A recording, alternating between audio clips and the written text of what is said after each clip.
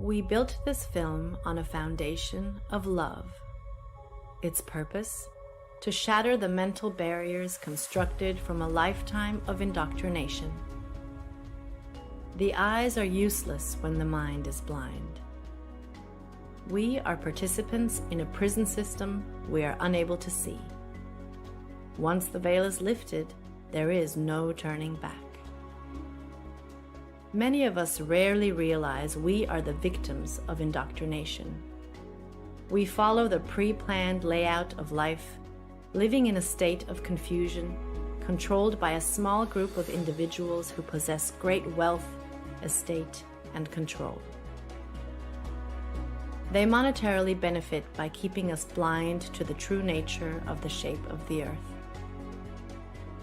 Most are too busy to question what they are told or investigate the scientific theory about the physical world and its shape, wrongly taught in schools as fact. Inquiries made on a controlled platform such as YouTube or Facebook are quickly rerouted to videos and content that hold no merit. Misconceptions occur either intentionally or due to lack of research by mixing heliocentric and geocentric cosmology together, causing incoherence that pushes the viewer away from learning. Why would a lie like this exist? What purpose does this level of deception seek to gain? The hard, solid truth is that all the known space agencies and related industries have made untold amounts of money for many, many years, providing nothing but CGI, fisheye lens curvature, and Hollywood-style productions as proof. The following evidence should speak for itself through the testimonies of these professionals, pilots, and witnesses. To find yourself, think for yourself. The most courageous act is to think for yourself. Our greatest wish is for minds opened, questions answered, and the reign of freedom through truth revealed.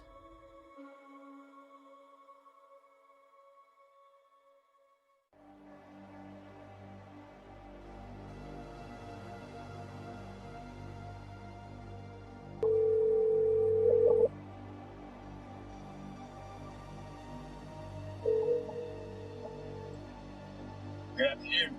Hey John, how are you? Pretty good, sir. How's everything there? Everything's good, can't complain. It's kind of windy out.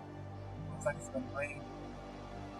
But anyhow, I've been getting hit with these, questions regarding the flat earth. People trying to get information out of me, and I'm not too familiar with the subject. Can you help me out?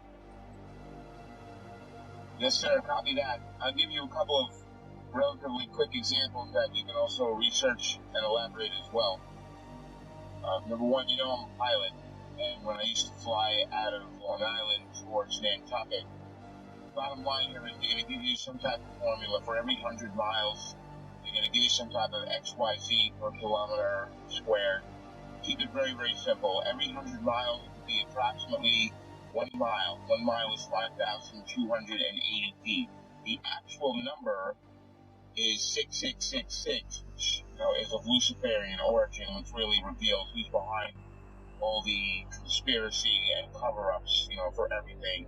But the bottom line here is a very simple formula is for every 100 miles, you have 5,280 feet, which is 1 mile of curvature. So 100 miles equals 1 mile of curvature. Now, if I'm going, let's say, hypothetically, from Long Island to Nantucket, that's about a buck and a half. It's about 150 miles. So it should be 1.5 miles. So let's just take a mile. So with aviation, you fly at certain altitudes, whether you're flying in a easterly, a northeasterly, to a southwesterly direction. So hypothetically, I'm flying easterly at about 4,000 feet, which is an even number. If you add 5,000 feet of curvature, that would be around 9,280 feet, which does not exist. So the bottom line is pilots know every 100 miles that you travel, you would be dipping the nose down to compensate for 1 mile, which is 5,280 feet of curvature. So there's the proof right there that there's something very fishy with this globe Earth situation, because scientifically it doesn't matter.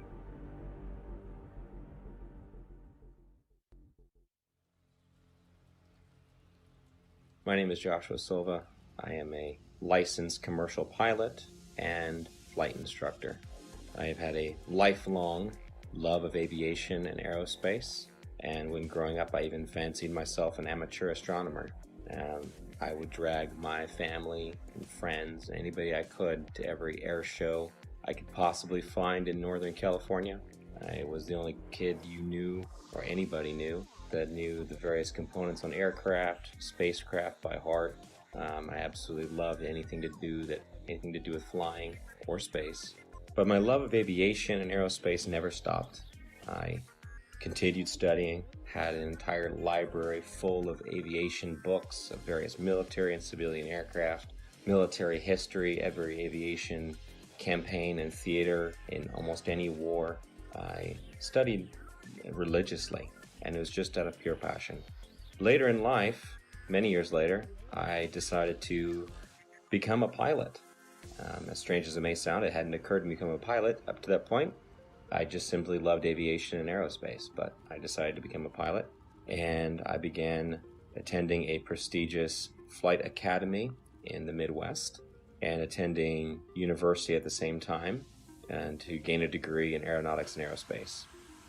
Shortly thereafter, I began flying twin turboprop aircraft out of Northern California for several nonprofit organizations, and years after that I found myself flight instructing for various small flight schools, both in California and in Arizona, and then on to large academies that trained for the airlines and even some military flights. Shortly thereafter, I began flying regional business jets, and that's when the story of me finding the topic of flat Earth started.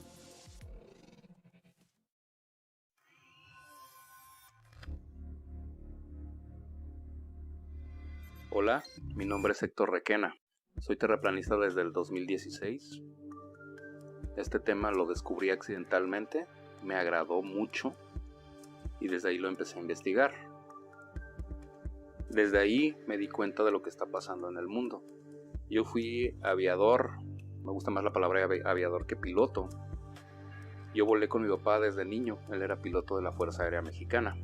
Un tema muy curioso que me pasó a mí fue el empezar a conocer cómo funciona el giroscopio. El giroscopio está diseñado para volar sobre un plano, sobre un terreno plano y una tierra que no se mueve. Todos estos temas me llevaron a seguir investigando. Estamos tratando de invitar a la gente a que no se cierre de mente a estos temas, ya que si no nos damos cuenta de lo que está pasando ahorita es por lo mismo, porque la gente está cerrada, se cierra a pensar fuera de la caja.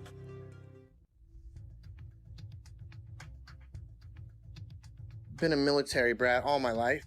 However, I've been in the industry of aviation for the last 21 years. And I became an FE somewhere around 15 or 16 when I really started looking at conspiracies. I looked into Benghazi because I happen to work on government contracts abroad, overseas.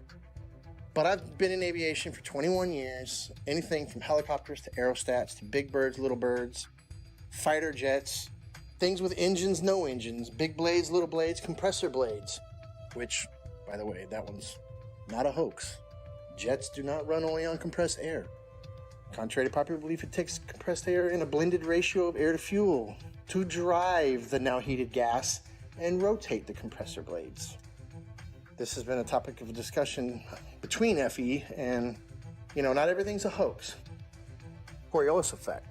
With that ties into, obviously with no spin, around the axis points that they say exist at 23.4 conveniently, 66 off the 90 degrees, right?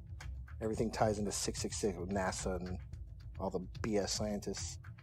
Our aircraft have things called ADIs, attitude direction indicator, which gives correlation between the aircraft housing or the shell around the gyro itself. The ADI is nothing more than a gyro that will always reference level. I don't care what any pilot says. I don't care what any mechanic tells you. You know, there's a reason that pilots have one book called a Pilot Operating Handbook, and there's every other book, right? From structures to avionics to wiring diagrams to the actual components that make up these systems. That is a standalone system. The ADI does not lie. I don't care how cold it is, how high you are, and some of these guys are pretty damn high. It doesn't matter where you're going. It doesn't matter where you've been. It doesn't matter where you are over the realm itself.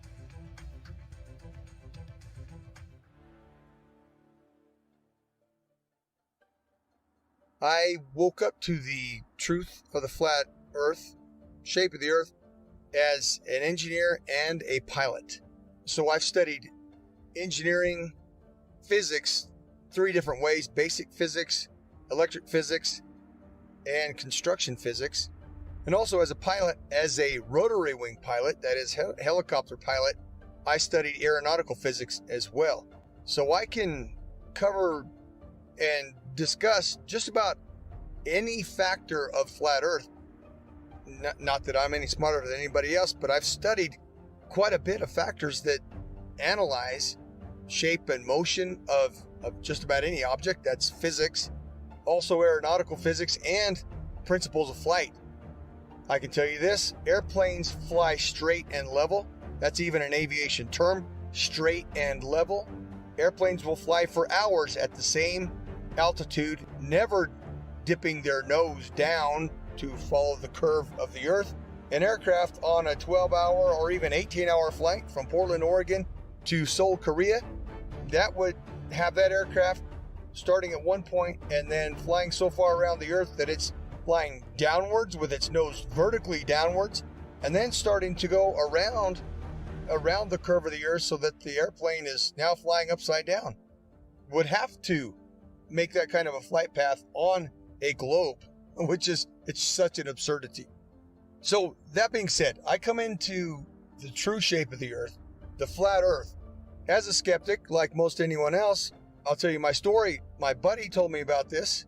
He said, Rob, you need to learn about the ice ring. You need to learn that the earth doesn't move. This globe is garbage. And I laughed at him. I said, are you kidding me? I'm not even gonna look into that. And he said, that's fine. He said, that's fine. You don't have to look into flat earth. But until you do, he said, until you do look into flat earth, you will remain a slave of the matrix.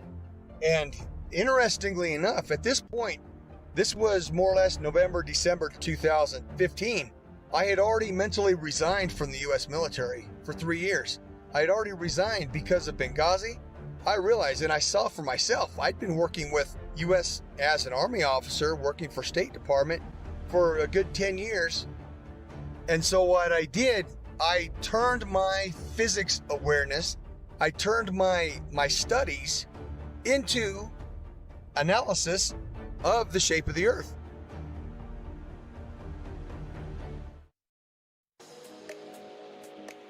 I have a bachelor's degree in English and International Business and a master's degree in Emergency Management. Emergency Management is an area of study that deals with lessening the effects of a natural or man-made disaster. Areas I had to study related to emergency management were meteorology, geology, geography, hydrology, and oceanography. You have to know well how Earth works in order to prevent or lessen the consequences of a natural disaster. In 2019, I wrote the book called 16 Emergency Landings Proving Flat Earth. Not many people know that when I was younger, I worked for an international airline. I worked at the International Cargo and Logistics Division of the company at São Paulo International Airport. I had to know all international routes in order to provide our clients the precise information about import and exports, as well as the logistics of transporting cargo internationally. Our company transported from a simple parcel package to cars and helicopters to anywhere in the world. Having access to all areas of the airport in 1988, the Brazilian soccer team was about to board their flight towards Australia to take part of the bicentennial Soccer Cup in Australia. It was a tournament to celebrate Australia's 200th birthday. 2 South American teams were invited to take part of this tournament, Brazil and Argentina. At that time, we had access to several maps, all based on the Globe Earth model. The Brazilian squad left to Australia with natural conclusions that this charter flight was going to Australia over the Pacific Ocean, as the global model suggests, perhaps stop in Santiago, Chile, and then head to Australia. To my surprise, the flight went to Los Angeles. For several days, I could not comprehend the reason why that flight went to Los Angeles in North America to then go towards Australia in the Southern Hemisphere. This thing kept alive in the back of our mind for all these years.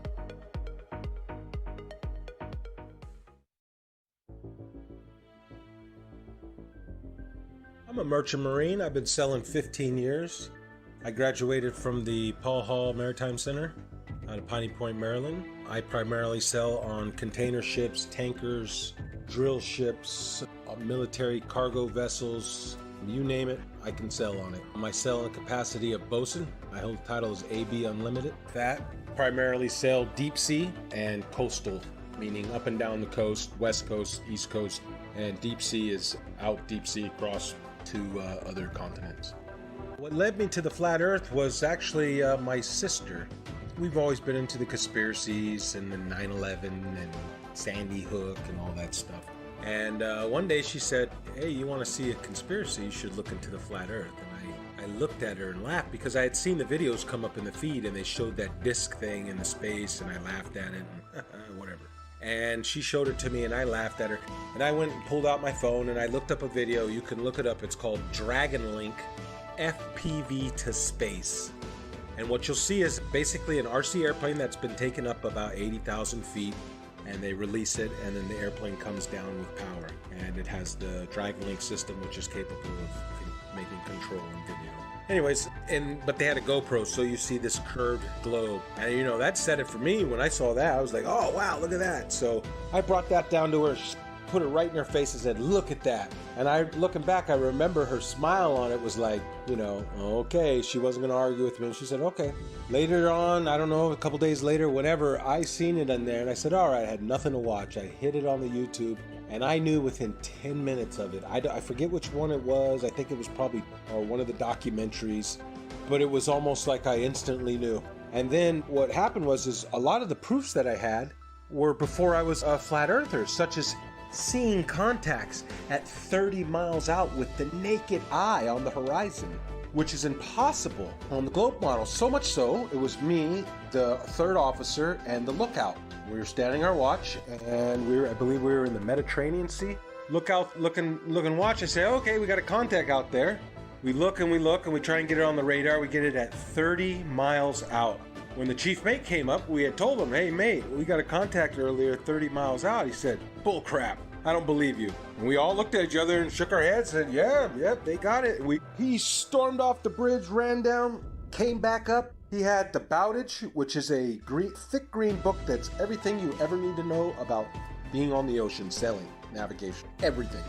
And he comes up and he says, the math doesn't lie. And he slams down this piece of paper and he says, our bridge height is at 100 feet versus how far? 30 miles. It should have been behind like 600 foot of curve. I remember 600 something foot.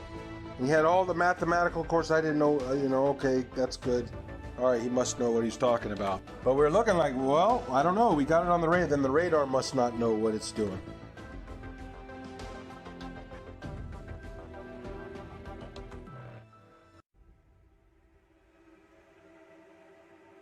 You can just call me Jay. That's what my friends call me. That's what I go by. I just go by Jay.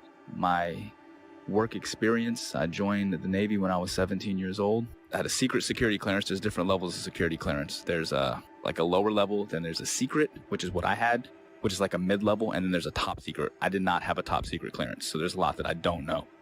But I did have a secret clearance. So it's basically the mid-level security clearance for the government that I had, and I did that job for 8 years. I worked in operational intelligence specifically. The radar navigation, there's a limited scope of what we're able to see. Now, granted, this is 15 or 20 years ago. what I mean by that is, with it being 15 or 20 years ago, the technology nowadays on the new warships, I would imagine, are just off the charts advanced compared to what we had, 20 years ago in the early 2000s when I was doing deployments for the Navy. We're looking at the scope of the radar. Now, this is just going off of the actual screen that we can see. Now, there's 3 different screens. There's the basic radar screen where we have this limited scope where it only goes out like 25 miles, right? Then there's this other bigger screen, and I forgot the name of it, but it goes onto this huge projection in the Combat Information Center. Basically is where all of the information is housed. And on this huge screen, we can actually zoom out and see a significant portion of our area of responsibility. I can't say the exact number. Again, a lot of this is classified. Basically, when we zoom out onto this large projectile screen, it goes in and out, right? So the reason why we're able to zoom in and then pull back out is just for accuracy. So if we're looking at something that could just be like a buoy in the water, right? Just one of the little tiny buoys that the ships can use as kind of placements to track where they're going, that can be mistaken for an actual small watercraft. So we have to be able to differentiate between that and some of the ships that we're looking for, because some of the deployments we're out there looking for drug ships, we're looking for other types of ships, submarines, basically just to keep a track of everything. That's basically what the Navy and Coast Guard do. They want to make sure that they know what's going on in the seas, and that's kind of the way the United States Navy operates. They're basically dictating what happens in international waters.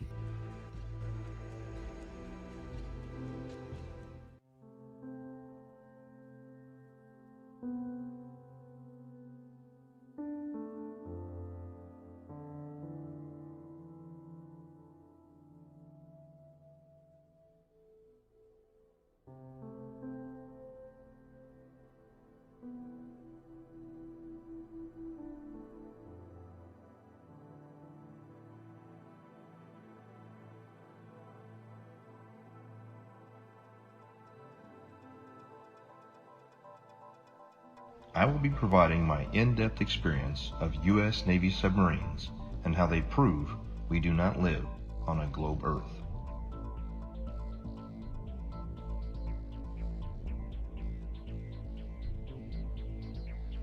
However, due to the nature of my job and the security clearance that I hold, I wish to remain anonymous.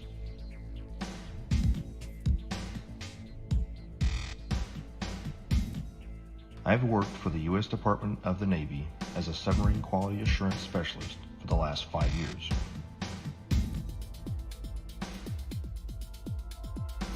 My job is to ensure that each submarine is built properly, safely, and to the engineer's plan.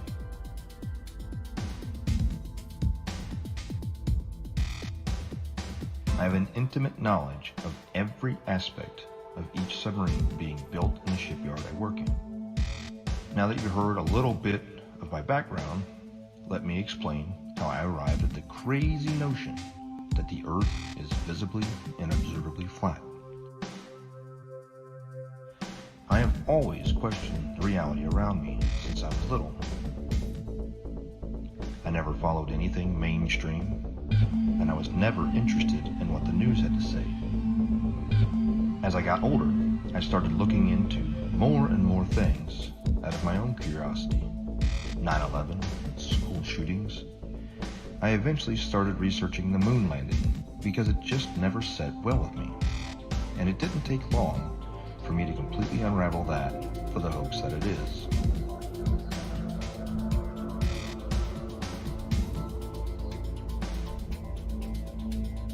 After that, I was starting to realize that we have been lied to on so many levels. What else could there possibly be? Then I saw a video about the flat Earth pop up on my YouTube recommendations.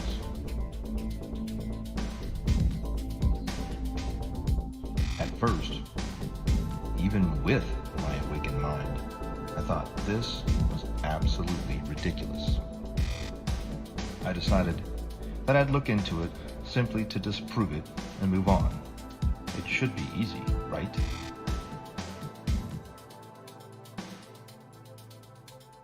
That was over 6 years ago, and I still can't disprove the flat Earth.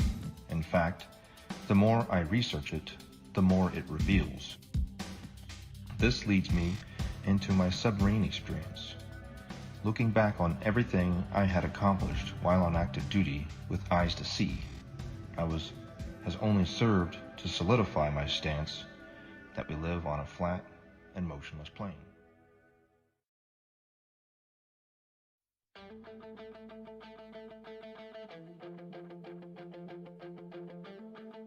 The theory of more land being hidden on Earth as one of the possible motives to hide the fact that the Earth is not a spinning water ball corkscrewing through space is something that many flat earthers have postulated over the years.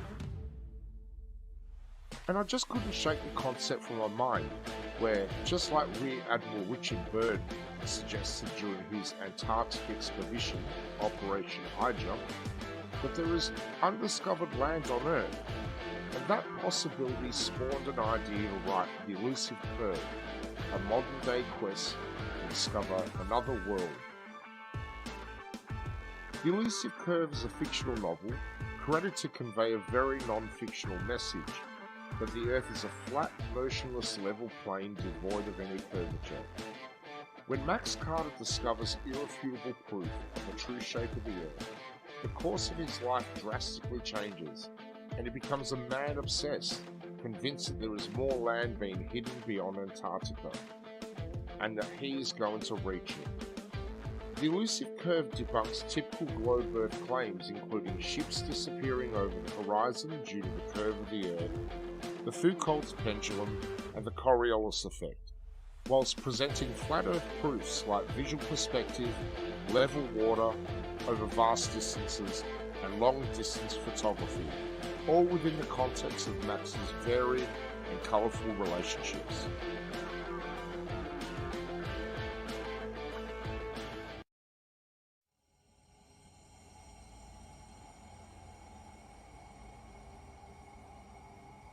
Also, there's a semi-classified naval communications device when ships are communicating ship to ship on the ocean, U.S. Navy, semi-classified laser communication NAVCOM device, which also does data as well. So if they're communicating with ships 70 miles, 100 miles or more, like I said, every 100 miles is a mile of curvature.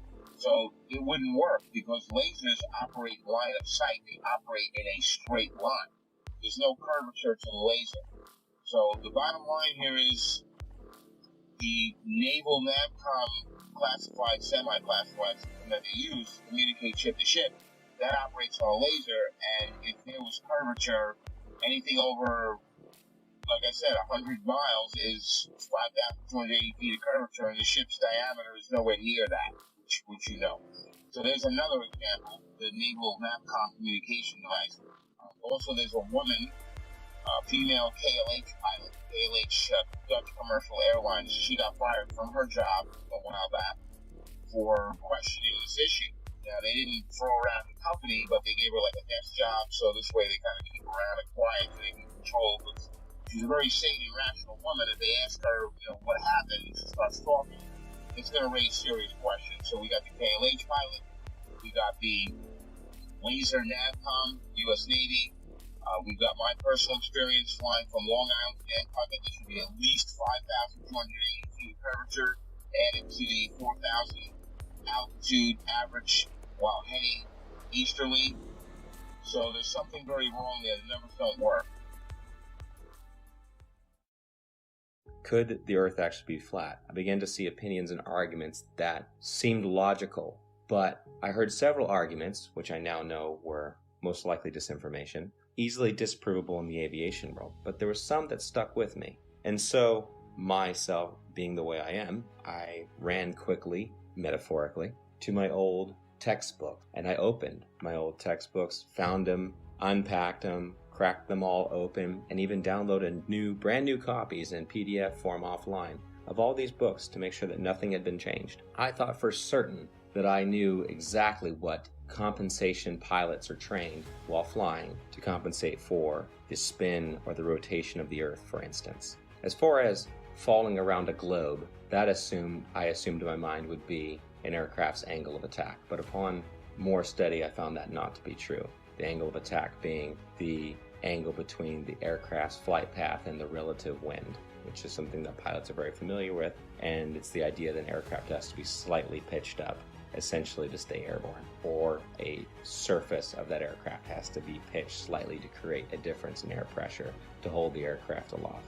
And that is assumed, or was assumed at that time by myself and other pilots, to be the compensation one would make for falling around a globe while flying, period. But upon further research, I found that this was not the case, and it was not even mentioned anywhere. This compensation was not mentioned anywhere I could find in any resource that I had gone to flight school with. And they were extensive. There were many, many books, especially as one progressed towards the commercial flying side, especially elective courses, especially if you're going to university as I was, studying aerospace, that you would assume, and I had assumed, that this was calculated for. Again, as far as ADIs, in every aircraft, it references the level horizon or references sea level always. There's no way that you can convince somebody of sound mind that if you take off from New York and immediately flip upside down, now your housing or your ADI is referencing upside down to you because you're upside down. It's right side up. It cannot deviate off level. It doesn't matter how much fuel you got in your tanks. It doesn't matter if you're a helicopter or an aerostat or a fighter jet. That gauge will always reference level. It has to, because otherwise it would be a poor reference. And if you could manipulate it, why would you even have it in the airplane or your aircraft? But if you go and take off 2 miles away, do a barrel roll, you're now flying upside down. At what point does that gauge show you back right side up? A half a hemisphere away? Is that what we're led to believe? Is that what we're supposed to believe?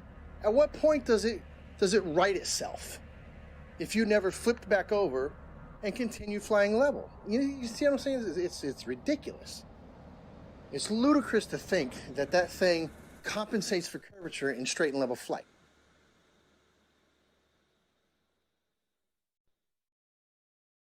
The big one that is oftentimes quoted is compensation for Coriolis effect while flying. And this is something I'd even taught my students about, and it's always assumed to be correct. We just assume.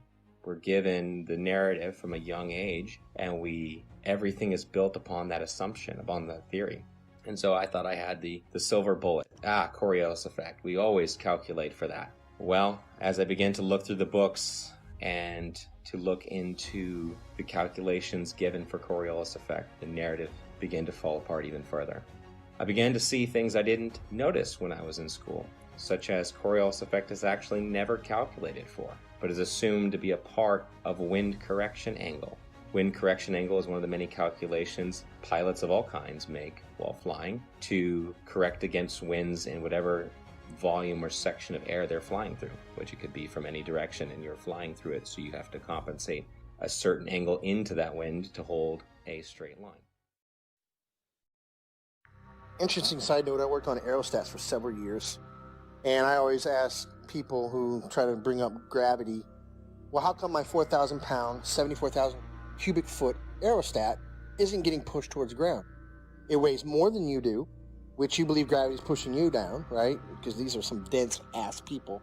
But how come the aerostat's not getting driven into the ground? It weighs more. It's definitely larger than the size of a house. It's more than size of most houses. So why isn't it getting driven to the ground? Well, that's because it's displacing less weight than the atmosphere or the medium that it's in. And I try explaining that. I don't know how many times you've probably posted something on this. I don't know how many times we're going to have to post something on this. But every time that little kid lets go of that helium balloon and starts crying. Radar is simply another form of radio transmission. Radio includes anything within the range of the electromagnetic spectrum. Electromagnetic spectrum, also known as light. Radio is the transmission of light, whether it's visible light or radio waves which are not visible. When it comes to radio transmissions, there must be a transmitter and a receiver. There can be a reflector or a transmittal unit along the way. However, in the end, there's got to be at least transmitter and a receiver. And in the case of radar, radar transmits a signal and it bounces off a reflector, and then it comes back to the receiving station. Or it can go to other stations if they're set up in the network properly. Long story short, radar emits a signal, it bounces off something, and then it returns to a receiving unit, and the receiving unit maps that reflection accordingly. If there is no reflector, then there's no return signal, and then the object does not show up on the radar. For example, it's off the screen. Notice, there's no curving around anything. It goes out in a straight line. Radio signals always travel in a straight line. So the transmitter sends the signal out to the target, bounces off, and it comes back in a straight line. Radar cannot travel over the curve, and hence, radar is dependent on line of sight, direct beam from the transmission to the target. It reflects and it comes straight back. There is no curving around anything, thus is radar.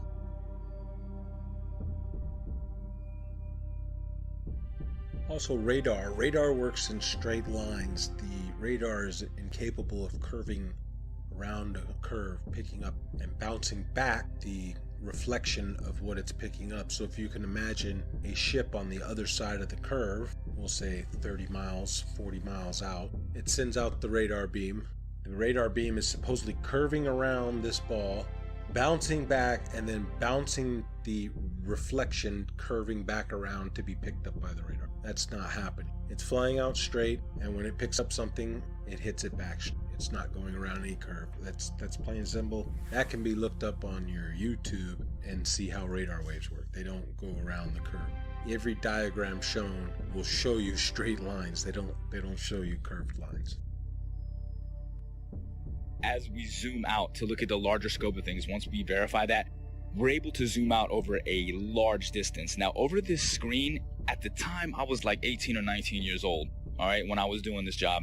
I wasn't thinking about flat earth and any of this other shit. I was still indoctrinated and under the assumption that the earth is a spinning ball. I never thought about flat earth or anything like that, but I always thought it was weird that as I'm looking at this massive radar screen, I always used to think, how come we're looking at this and I can see, like, we're off of the coast of Argentina, for instance, right? Like, how is it that I can see this far out and it's not like over the horizon or curve, because it's so far?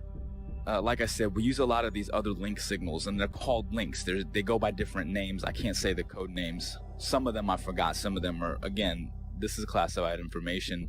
I can't give any specifics on these. But some of the links that we use, not only do we speak to the actual ships and track them, but we speak to aircraft, 10,000, 20,000, 30 and higher, 30,000 feet and higher is what I'm saying.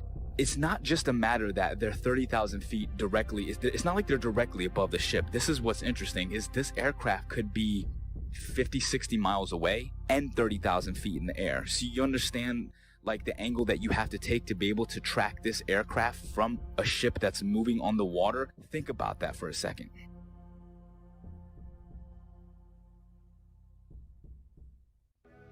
I served on board of a United States 688I fast attack nuclear submarine, and I can personally attest that we never constantly angled down during our submarine deployments. One of our longest transits went from the Gulf of Oman around the southern tip of Africa and back to Connecticut. We were underwater for almost 3 months straight. My job on board as a radioman meant that I spent a lot of time both in the radio room and in the control room. The control room is where they navigate and drive the submarine.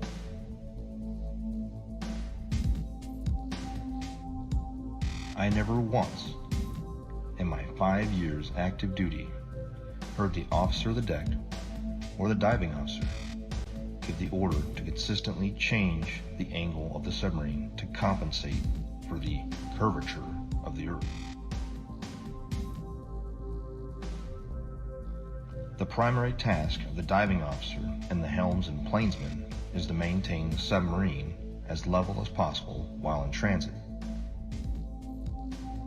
If the Earth had any measurable curvature, I am certain we would not have been able to make this incredibly long transit without accounting for it.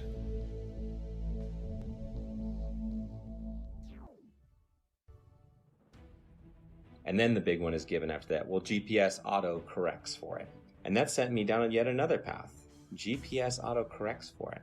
If it's a satellite-based system, how is it correcting for spin if it's also spinning over the same body? And why are there large gaps in GPS coverage over large oceanic bodies? Do they just turn them off? It's just not worthwhile? There have been enough aviation accidents at sea, very far from shore, that would say otherwise. And if you gave the American taxpayers, the ones funding these satellites that are supposed to track aircraft, the information that, well, we're just shutting them off because it's not worthwhile, those 3 or 4 jets full of hundreds of passengers just have to use other navigation methods such as dead reckoning, which is basically using a stopwatch and guessing to the next checkpoint, essentially. If you were to tell them that, they would be infuriated.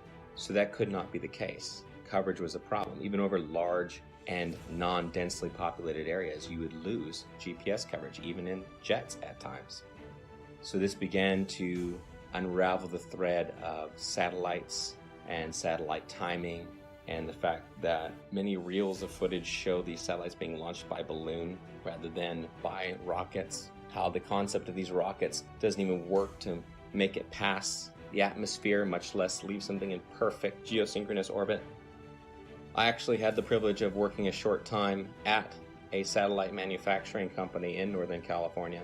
Got to see the assembly and participate in the assembly of satellites, space-based satellites, or so they were said. There would be small bottles encased in these structures that were encased by another structure. The small bottles were the fuel cells. These fuel cells were incredibly small, smaller than a diver's tank in most cases, much smaller. And this was supposed to be all the fuel that the craft needed to run and operate, as most are not actually electric, they're becoming electric now, and sustain itself in a perfect orbit by just small bursts from its engine or its propulsion system. But truth be told, I've been to many countries, done many things, all things aviation. I can say with absolute certainty, and I can attest, the plane does not dip nose down to follow the curvature of the Earth, ever. Matter of fact, most planes have an airfoil that are 3 degrees nose up in straight and level flight. And the reason that is simple. If the nose of the aircraft was at 0 degrees or level flying through the air, then it would porpoise, right? It would be quite violent because some of the air would go over the nose and some of the air would go under the nose. And it would cause that nose to go up and down, which is literally like a porpoise or a dolphin out of water. And that's exactly what would happen. So the wings are designed, when they are level, the nose is 3 degrees nose up. The fact, proven from multiple points, that there is no Coriolis to the motion of the Earth.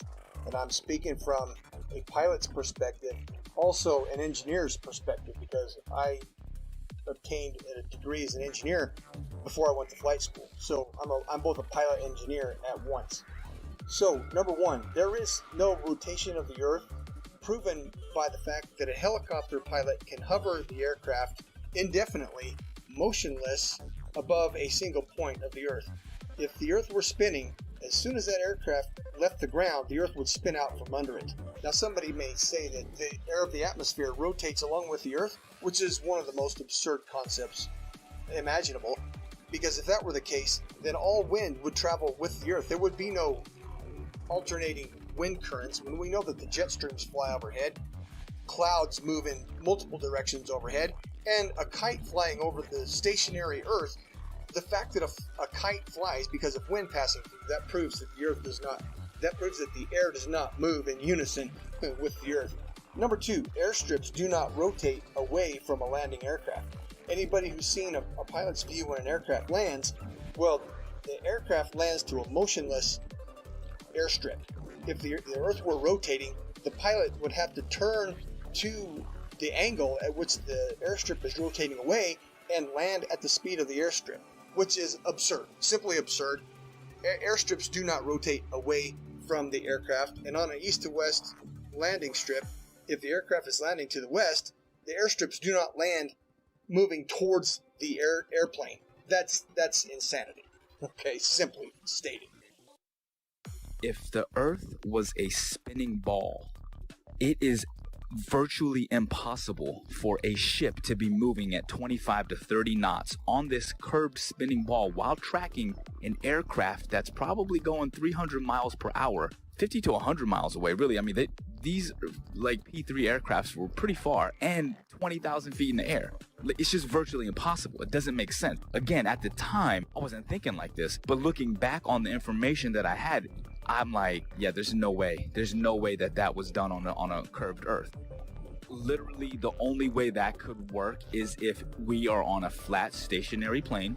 We're cruising along. The boat is cruising along in the water. Like, think about it in terms of like a large, like, you know, like those backyard swimming pools. Picture the swimming pool filled up, right? And then your ship, you put a little boat on the swimming pool, and then, you know, you put like a little fake aircraft in the air. Now, from that ship, you're able to see the aircraft. It doesn't matter where you are in that pool, you can track that aircraft. If you're on a spinning ball curve, how the hell can you track an aircraft that could be in a position that's 100 to 200 miles away from you, 30,000 feet in the air from a different angle that's around a curve? It's impossible. There's no way that you could, there's no radio frequency that could track that.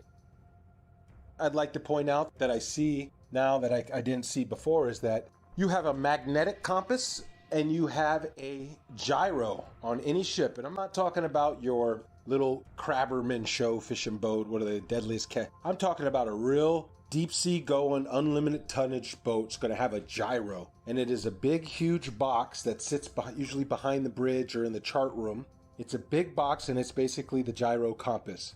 Now, if you had two models, I guess, wouldn't you have to have one making the corrections? Because it almost never matches the magnetic almost never matches the gyro. It's very rare that we're steering the same course. And they say it's due to deviation and variation is where you know, like the metals of the ship causes it to differ. And then you have the variation of the magnetic fields over the Earth is, I guess they change, you know, true north and magnetic north. But the way I look at it is, man, they got two different machines. One is a machine and one is from God. The way to get around the Earth. God's not a dummy. He put the way to get around the Earth with the compasses. If back in the day they had motorized vessels that can get them around, they would probably have got around a lot better. But they were at the mercy of the wind. People say, oh, they didn't know their way, or, you know, they were using the stars and stuff, and they, you know. So I just believe that the two compasses, the gyro compass that's electronic, and then our regular compass is because they are switching the ways, you know, the maps. There's two different ways to get around the Earth. They're tricking us. Here is another flat Earth proof that I never noticed while I was on active duty, thanks to years of indoctrination. Periscope observations. When the submarine is at periscope depth and the observer is looking for ships on the horizon, they will start to see masts at about 8 to 9 miles, depending on atmospheric occlusion and sea state.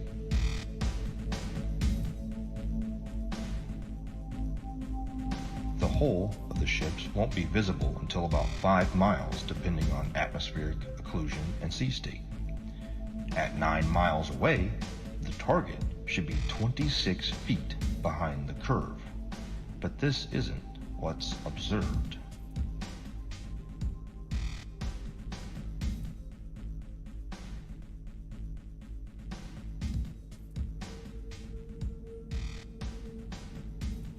My final flat Earth point on submarines is with regard to the AN/WSN TAC-7 ring laser gyro that is used on board of U.S. Navy submarines.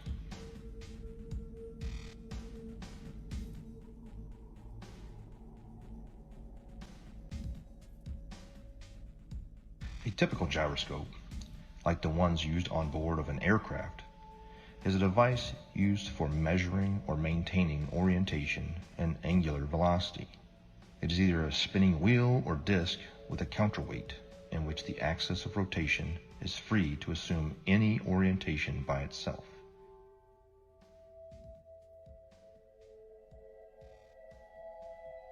When rotating, the orientation of this axis is unaffected by tilting or rotation of the mounting, according to the conservation of angular momentum. However, a ring laser gyro doesn't have any established weight. They use light as a point of reference. It spins up a disk that shoots out lasers, and it has a digital encoder that deciphers where the laser strikes inside of the gimbal system. No make-believe gravity required. Let's just say we're like 30 miles away. These missiles can shoot much further than that. I can't give you the exact number, but say we're 30 miles away, okay? 30 miles is far. So from our ship, we can track on our little, we have like a missile projectile. It's like a radar, but it's a little bit different. It's specifically designed to track the missiles. You actually input the coordinates, latitude and longitude of where you want the missile to strike. Really, really high precision accuracy. Really accurate. We hit that launch and the missile, and it will hit that target 30 miles away, even longer than that. Now, here's the thing. Again, that's not possible on a curved Earth. These missiles are huge, 50 caliber project that are carrying massive amounts of explosives in them, okay? Each one of these missiles are probably worth hundreds of thousands of dollars. So whenever you're lining up these missiles to shoot at targets that are 30 plus miles away, if the Earth is spinning, again, now think about this. We're not sitting like on land holding a gun, all right? So picture this. We're on a ship, like actually in the middle of the water, okay? And the missile is shooting off of the bow of the ship. So if the world is a spinning ball and we're on this curved Earth with water and we're spinning 600 miles per hour through infinite space, I'm pretty sure that it would be physically like it wouldn't even make any kind of sense on a physics type level to be able to shoot a missile from a spot in the water on a spinning ball to pinpoint accurately hit another spot. And at night, we were going on one ship, on a military ship, and this is with night vision goggles, 50 miles, and these guys were on the bow. They were not even on the bridge where you'd be 100 foot up. They were on the bow, which is barely probably 40 feet off the water's edge. So these guys, and they have the latest state-of-the-art. This was in 2015. They had state-of-the-art, what do they call them, night vision goggles. So these things are capable of seeing that far if we live on a plane. You can't deny it. It was so obvious, but not to everyone else. I guess the programming's harder than other people, so they don't want to hear it. But over the years, I have learned the model. I know the model like the back of my hand. I can show proofs. I have ammo now. So when I go out there and I tell somebody, hey, that's impossible, and I'm talking to a third mate or a second mate who's an officer who went to college, meaning they paid for their education. Because when you pay for your education and you're making a handsome salary on it, you can't be wrong. How could I be wrong? I'm making a salary, they're paying me, I paid for this career, everything's working great in my life. You are obviously wrong. All the math works. So with that, it's hard. But when you stump them and you start showing them stuff, it's hard for them to say. And then they start saying stuff like, oh, well, what does it matter anyways? I don't care. And there is the 8 inches per mile squared. But you guys can't look at it three-dimensionally. It is two-dimensional. It is the amount of deviation that's required for you to come back inward. If you are walking east from north, meaning you are going around north equidistantly, and you walked in a straight line east 1 mile, you're going to have to deviate 8 inches back to the left to get back on the equator, right? Look at it on the flat Earth map, and clearly it makes sense. If you walked 1 mile in a straight line east, you have to deviate 8 inches after each mile to stay on the equator. The 8 inches per mile squared is a real measurement, if in fact we consider the equator to be a real place, a real location, ever, always.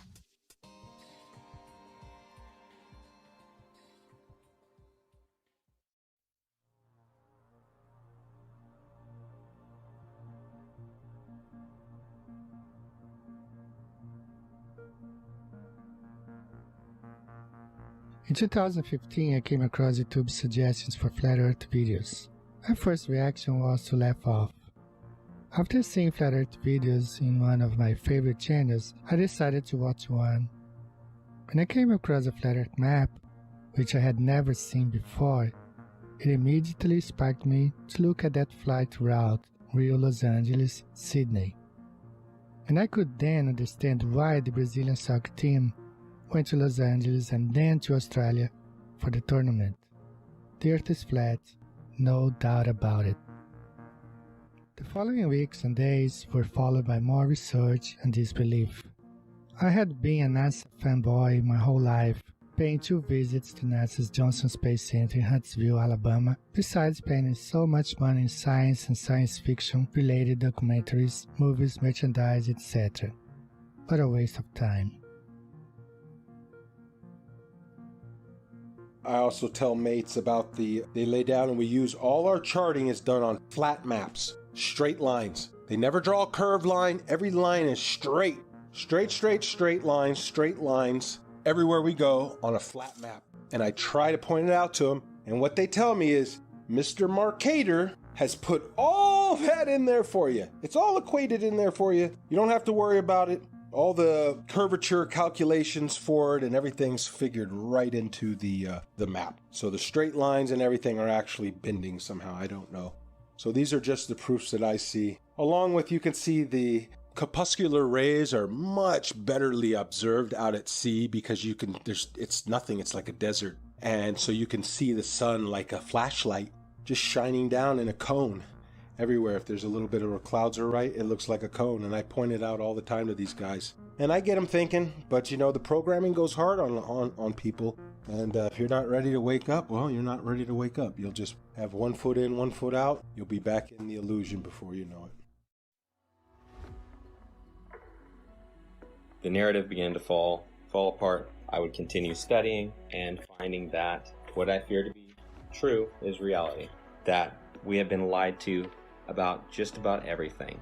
Upon researching military history and then military training and speaking with military gunners in both the Army and the Marine Corps that I know personally, I would ask them about Coriolis effect. And it was always assumed that we compensate for the Earth being, a curve, that it would drop. We calculate for the Earth curvature. But even upon asking and having them look into their materials further and my own personal study, again, it found to be an assumed truth with no actual basis in reality.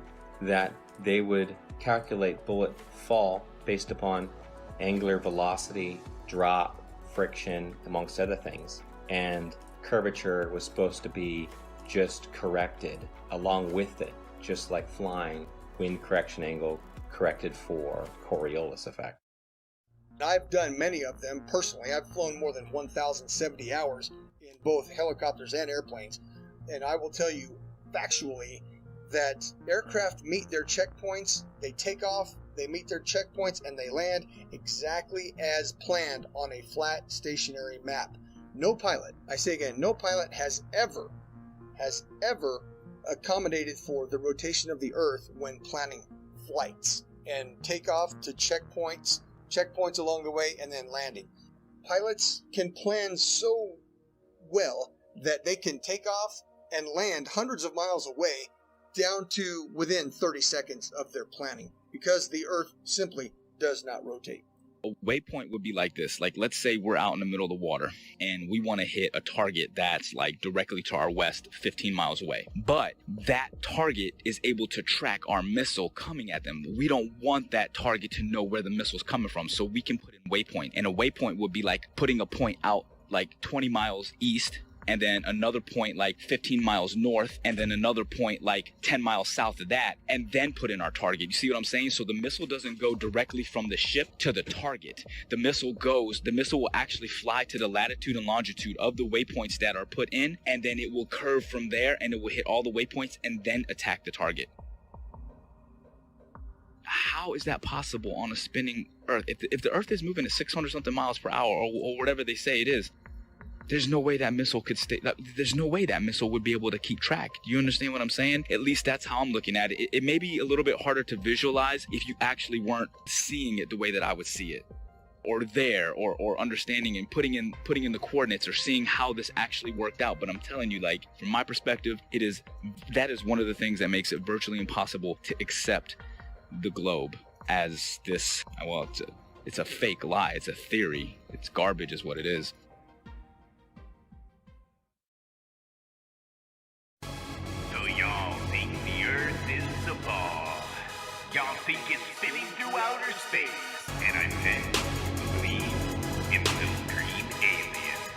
Well, actually, the Earth is flat. Here I'll give you facts, all the math, science, and all of that. Whatever you need to believe. Come on, can't you see that a submarine couldn't use a periscope, nor a plane use a gyroscope? A Huey doesn't adjust for the Coriolis or sniper looking down the scope. This is all hard to take in and hard to cope, but I hope that I've given enough rope to explore the rabbit hole that our Earth is not a ball and it's not spinning through outer space. If someone wants to prove me wrong, please give me a name and we can debate it all day, anytime, and with real test measurements and evidence. Stop lying to the world's nations. We have real science to back our observations. Don't believe in the indoctrination of the people, cause they don't want you to believe that the Earth is level. Don't believe in the indoctrination of the people, cause they don't want you to believe that the Earth is level. Dig deeper, be a rebel, then dig deeper than a shovel. Keep your mind level, it's lighten the curve and lighten the herd. Give the truth what it deserves, tell about what we actually observe. Like a boat going out of sight, if you get your zoom and focus right, it'll come back into light. Just use a laser beam and you will see that water never bends but always finds a flat resting position. 71% water can't make up a ball or a pair. So let me make this clear and get it into your ear. You're in great fear of stepping out of the box. They're keeping food stamps in our socks. They are the slyest of the fox in a controlled delusion of evolution. That's nothing made everything and no proof of creation in this pseudoscience indoctrination. No meaningful salvation, but let's believe in gravity with no proof of how it picks and chooses what can rise and what can fall on this crazy thing we call a spinning ball. Don't believe the indoctrination of the people. They don't want you to believe the Earth is level. Don't believe the indoctrination of the people. They don't want you to believe the Earth is level. Let me give you something else to measure. Don't worry, it's my pleasure. If you want a vacuum or pressure, you must have a container, and that's a no-brainer. But since we believe the universe is on a roller coaster ride, even when Polaris is in the same place every night and has been for thousands of years, has the heavens work like gears, telling us time and the years like a big machine. The heliocentric model is just a drink backed by money and based on influence theories, never providing hard evidence except for CGI and camera trickery of my natural senses in our school systems. But flat Earth brings meaning to your existence like a period at the end of a sentence. Don't believe in the indoctrination of people. They don't want you to believe that the Earth is level.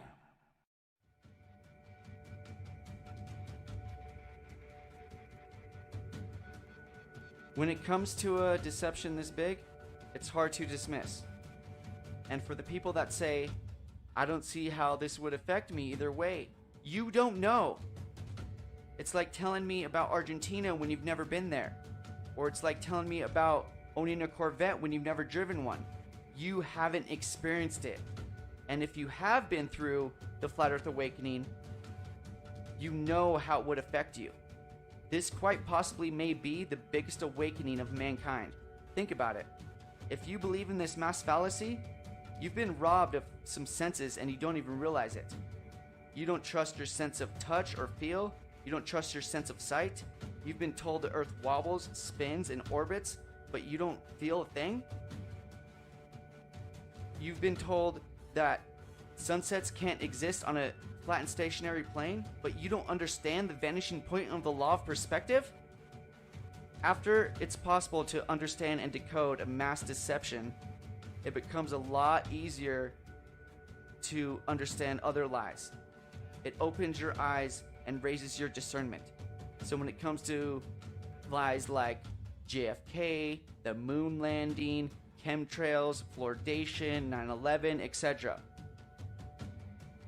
this is one of the most important factors of life I've ever been awakened up to. If it's possible to open your mind to this, your receptors will connect so much faster and stronger than you've ever experienced in your life. Understanding the ground you walk on every day and the luminaries that go over your head every day, which I still don't understand all of its entirety, can change your life forever. Knowing you are specifically, intelligently, and uniquely designed so you know mentally, physically, and spiritually your vibration, energy, and frequency of life. So don't act like this doesn't matter. We've been lied to on a mass caliber.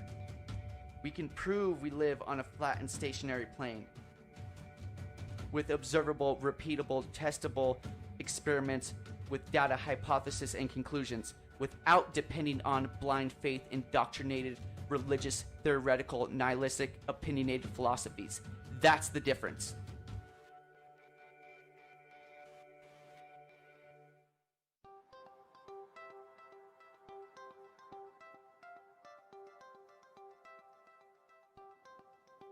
Is it possible that almost everything that we were taught from the time of our innocent adolescent time as children to the completion of our chosen path of studies in college was not only incorrect, but was part of an educational doctrine of spiritual disconnectedness from what truth is and what our reality in the world that we occupy today?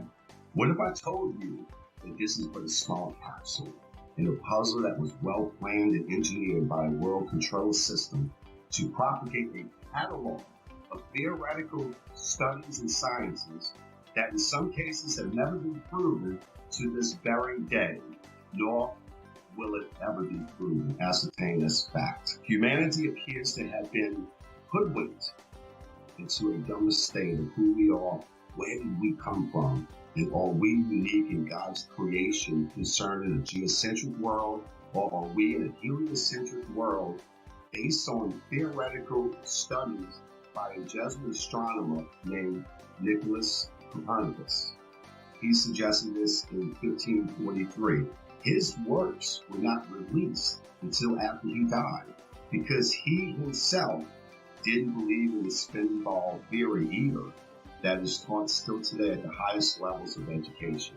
On my book, which is the variously planned agenda that has gone on for 474 years, seems to be threatened to become full disclosure of the biggest lie in the history of mankind that is kept by the world's oldest secret society called the Freemasons.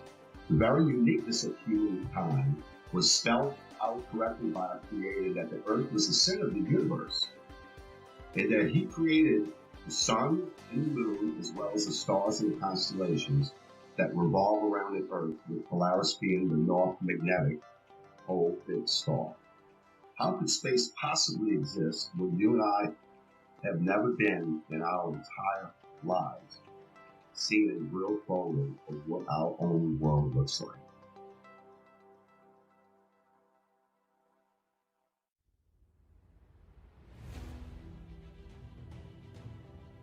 Max must constantly deal with the stigma and ridicule of being the crazy flat earther from friends and family, and bombardment of typical questions like, why would they lie?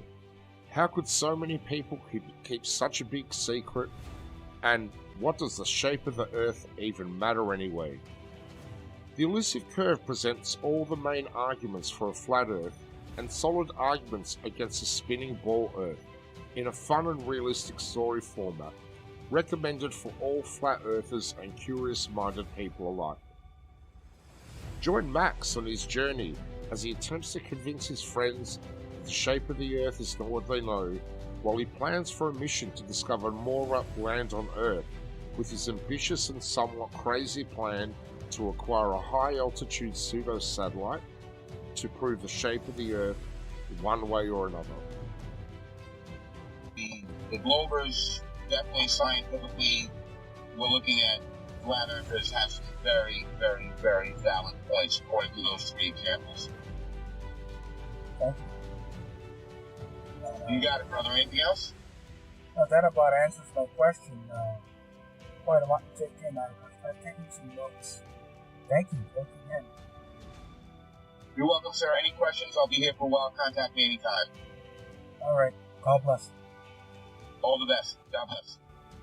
Yo invito a la gente a que por lo menos sea un poco más abierta de mente hacia estos temas, porque la verdad es que esto está muy fuerte. Se vienen tiempos muy difíciles ahorita y debemos de estar conscientes de que el sistema nos está manipulando de una manera muy, muy grande. Entonces, pues, vamos a ver qué pasa.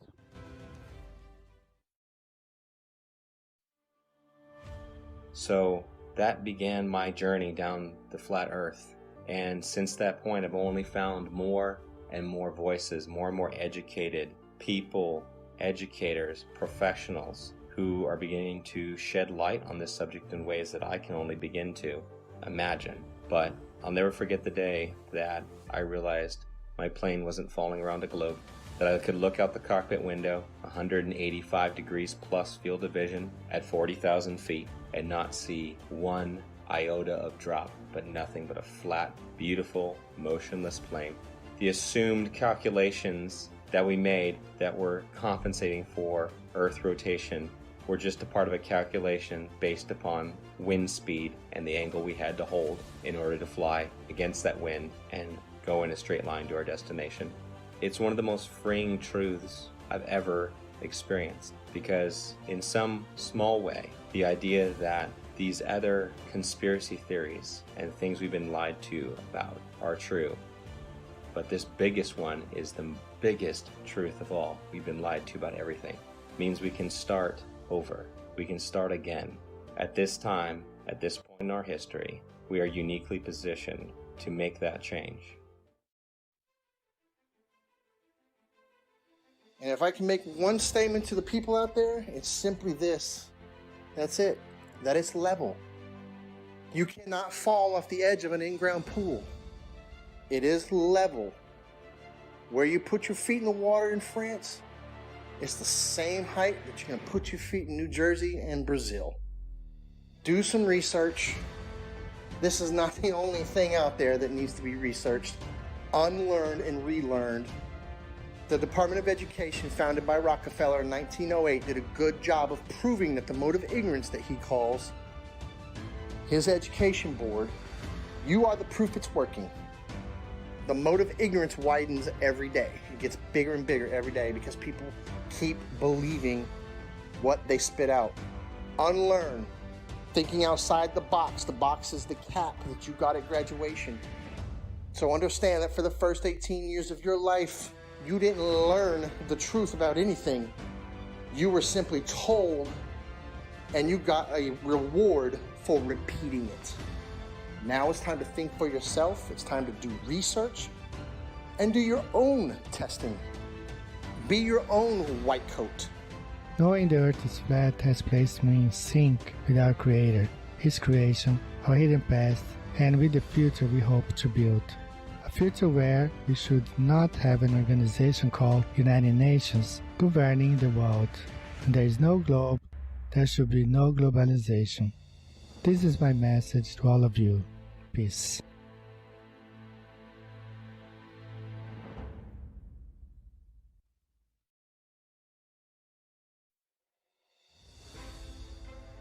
My message to the people is that if you're watching this documentary and it strikes a chord with you, research it, find out more about it. So my message is research it, get all the ammo you can, because if you try and go out and tell your family member or friends or co-workers and you try and tell them this, hey, that, they're going to laugh at you. And if you don't have the ammo to defend it or the right content to show or to start a kindle a fire with somebody's interest, if you don't have that, you're going to get laughed. I made the mistake of when I just knew it. Right when I seen that video, I said, okay, it makes so much sense. I knew it right away.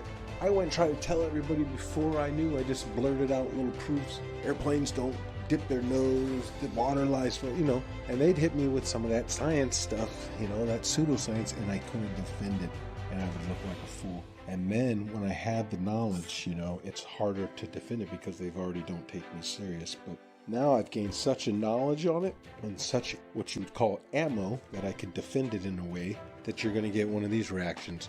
well, what does it matter if it's round or flat? My life doesn't change, doesn't matter, either way. That's how you know that you're striking a chord. Their ego doesn't have anywhere else to go.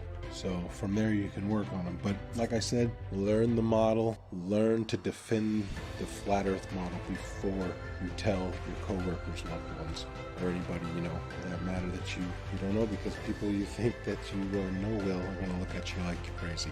And unfortunately, that's due to the programming, and everybody believes one thing, so how dare you believe another? You got to fall in line.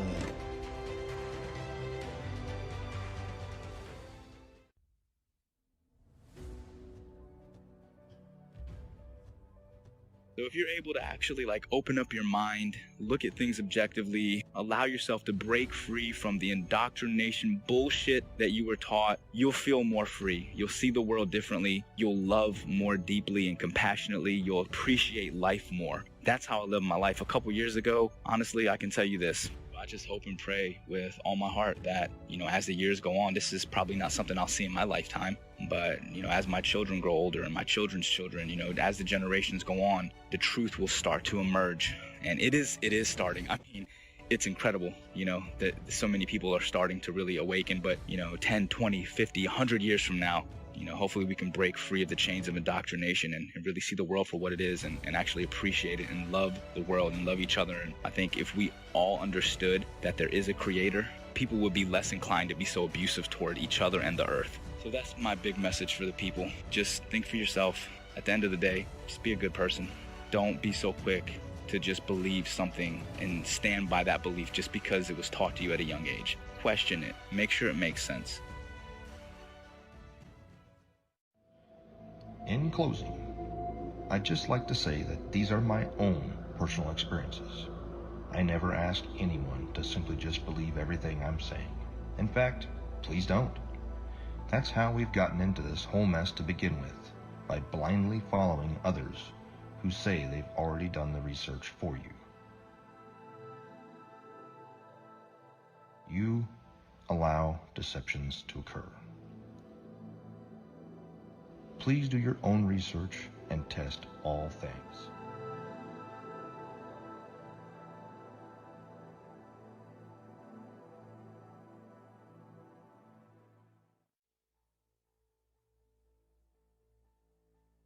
All space agencies are part of the cover-up because they are also Freemasons. It is my consensus that space is fake.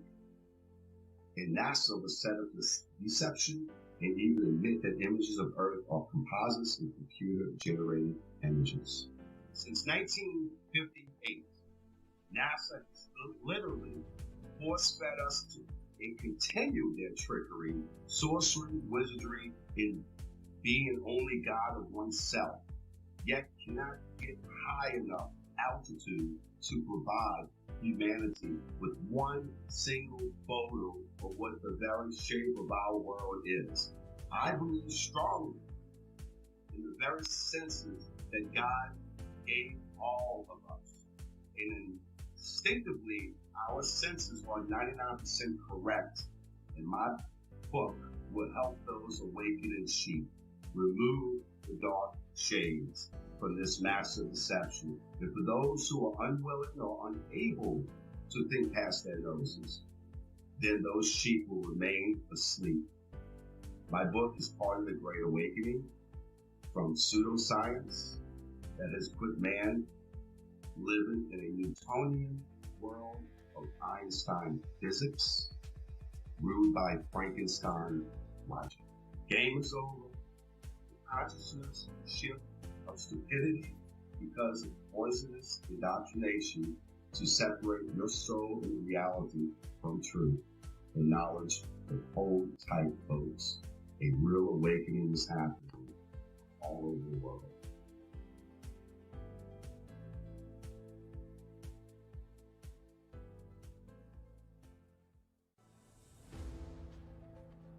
The curve of the Earth, the spinning ball, as well as evolution, dinosaurs, nuclear bombs, and everything else that they teach in the schools that's not founded on scripture.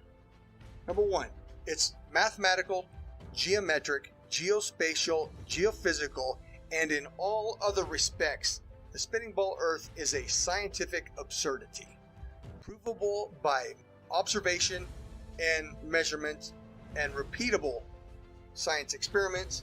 The spinning ball Earth does not exist. There is no curve to the Earth. There is no Coriolis.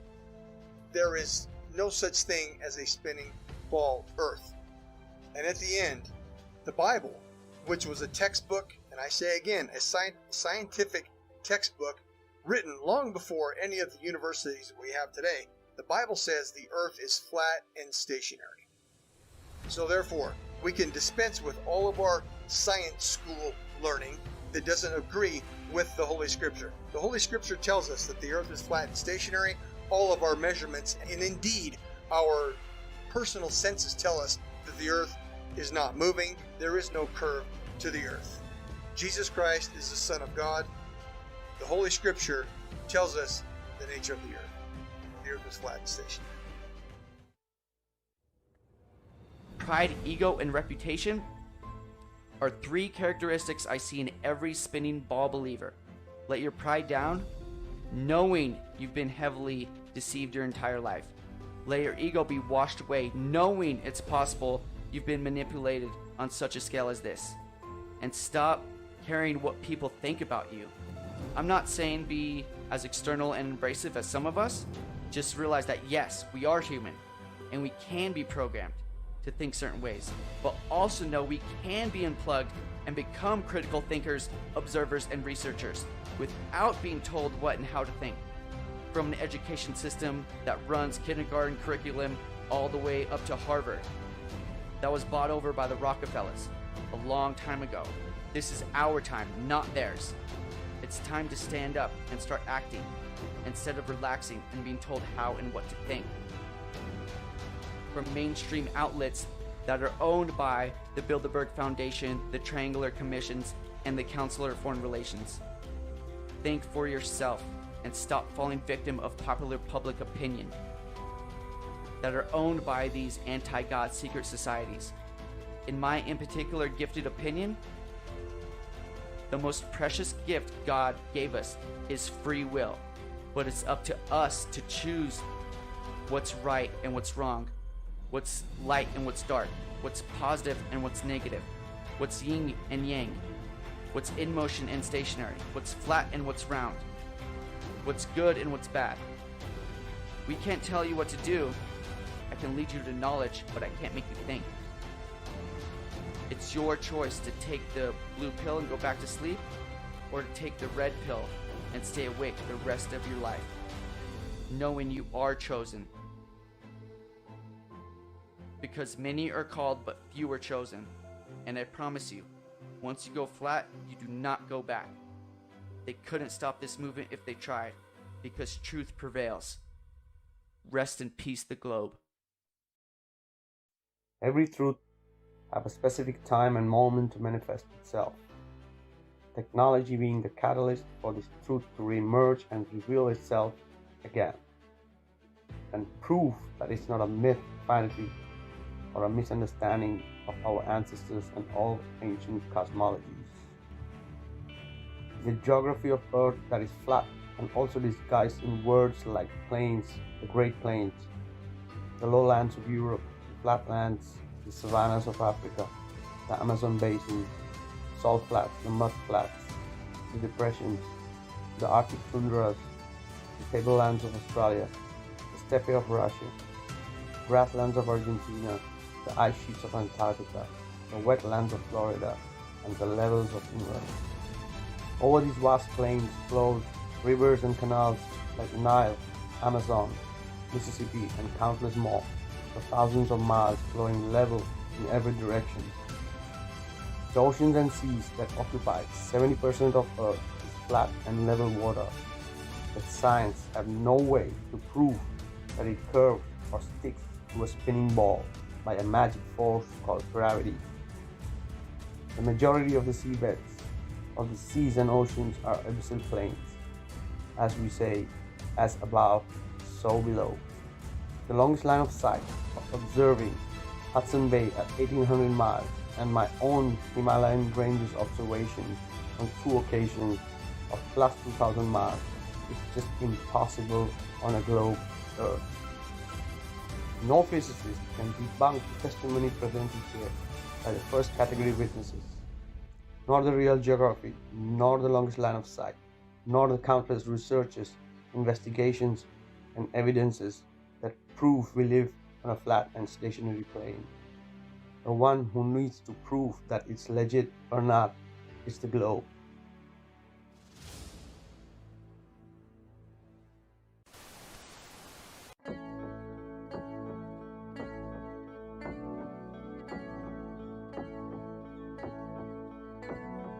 Wonderful, magical, celestial light, fantastical, mystical, wonderful sight. Belgian Swiss physicist Auguste Piccard, 1931, first to reach for the stars, was the first to explore the air view stratospherius, a scientist curious to see what was there. An aluminium black ball gondola, helium balloon, hydrogen with photos and instruments, sailed towards the moon, rose in just half an hour, 52,000 feet, 10 miles of depth air pressure, left for dead drops in heat and cold, but disproving gravity. Wonderful, mystical, beautiful sight, flat line separation of black from blue light, a world run by deceivers, false make-believers, hiding in shadows, stealing our light. Mystical, fluorescent light, wonderful, magical, awesome, yes, stealing our light. Wonderful, let there be light, supernatural, eternal, up we go. Higher than rainbows, higher than mountains, above cumulonimbus, higher than air. High level horizon, 360 around us, but right round behind us, any height that you dare. The sun and the moon both revolve above around us, to forever short time pass intelligently there. You'll never beat us, you'll never defeat us, no more you deceive us, see through you like air. Kipper and Piccard were the first ever known to reach up there. Divine luminescent light, mystical, wonderful, celestial light. So what was their eternal testimony? What did they report back to humanity? Said it seemed like a flat disk far as eyes can see, with an upturned edge fading into infinity. A mystical, ethereal, celestial sight, a divine creation, a clockwork of light, designed hid by deceivers and false make-believers, still cowering in shadows, still fearing our light. Here we go. Higher than Everest, higher than airplanes, above zero, cumulus, higher than air. A level horizon, 360 around us, no motion beneath us, no spinning, no bells on the firmament, time revolve around us, to forever short time pass geometrically there. You'll never beat us, you'll never defeat us, forever beneath us, we see through you like air. Mystic, luminous light, fantastical, magical, bright, we see through you like air. Magical, angels of light, beautiful, wonderful, celestial light.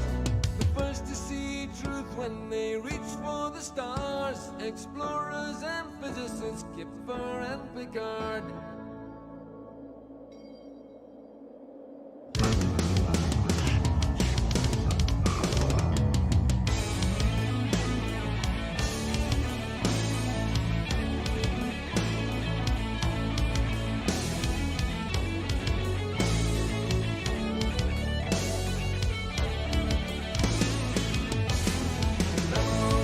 Motionless, we are. Level and motionless,